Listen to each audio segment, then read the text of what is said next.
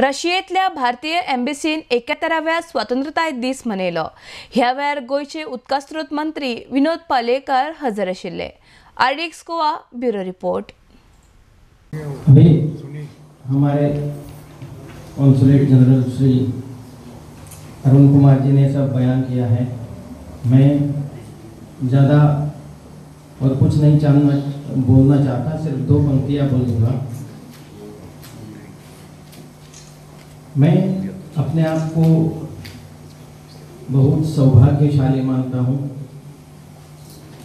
इस कार्यक्रम में मुझे सम्मिलित होने का जो मौका दिया,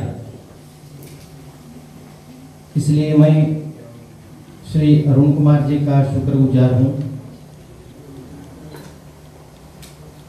रूस के इस सेंट पीटर्सबर्ग की पावन धरा पे आज स्वातंत्र्य दिन के पावन समारोह में सम्मिलित होते समय मैं इतना ही कहना चाहता